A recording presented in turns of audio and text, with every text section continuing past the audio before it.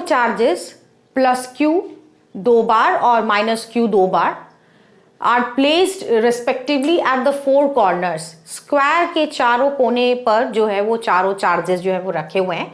Side जो है वो स्क्वायर का A है। बताया है कि सेंटर में इलेक्ट्रिक फील्ड कितना होगा।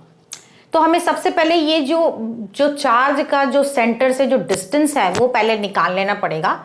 तो ये 90 डिग्री हमेशा, चूंकि डायगोनल्स बाइसेक्ट करते हैं 90 डिग्री पर, तो ये A है। तो बाकी जो दोनों साइड्स है अगर हम लोग x पकड़ ले, दोनों इक्वल होंगे, तो यहाँ पर 2x² is equal to a square, यानी x इज इक्वल टू आपका आ जाएगा a/√2। अब क्या होगा, चूंकि सारे चार्जेस का जो मैग्नीट्यूड है वो सेम है, तो आपका इलेक्ट्रिक फील्ड जो है वो सेंटर पे क्या बनेगा, सभी के लिए एक ही आएगा। सभी जो चार्जेस हैं उनके सभी के लिए एक ही इलेक्ट्रिक फील्ड होगा। क्या होगा, 1/4πε0 Q बाई जो डिस्टेंस जो है आपका O के साथ जो A का डिस्टेंस है वो तो सभी के लिए सेम ही है। क्या है, a/√2 होल स्क्वायर। अब 1/4πε0 को हम लोग K लिख सकते हैं और ये √2 का जो स्क्वायर है वो ऊपर चढ़ जाएगा, तो 2kq/a² जो है वो हो जाएगा। अब क्या हो रहा है, A जो है ये पॉजिटिव चार्ज है। पॉजिटिव चार्ज की जो इलेक्ट्रिक फील्ड लाइंस होती है वो आउटवर्ड्स की तरफ होती है। नेगेटिव का जो होता है वो इनवर्ड्स होता है, यानी एक ही डायरेक्शन में EA और EC जो है वो दोनों एक ही डायरेक्शन में काम करेंगे। और जो B वाला है और D वाला है वो दोनों भी क्या है, एक ही डायरेक्शन में काम होगा, क्योंकि प्लस जो है वो आउटवर्ड्स की तरफ होता है, नेगेटिव इनवर्ड्स की तरफ होता है। तो दोनों का आंसर हमारा सेम ही आएगा, यानी E1 is equal to EA plus EC। इसी चीज को 2 बार मल्टीप्लाई कर देंगे तो आ जाएगा 4kq/a²।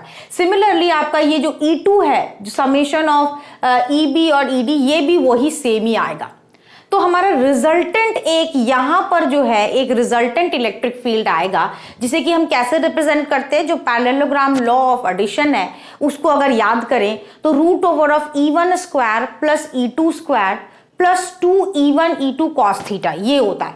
अब यहां पे मैंने आपको पहले ही बता रखा है कि ये 90 डिग्री पर जो है वो डायगोनल्स बाइसेक्ट करते हैं। तो 90 डिग्री है तो cos थीटा 90 जो है, cos 90 डिग्री 0 होता है, तो वो वाला जो टर्म है E1E2 cos थीटा वो 0 हो जाएगा।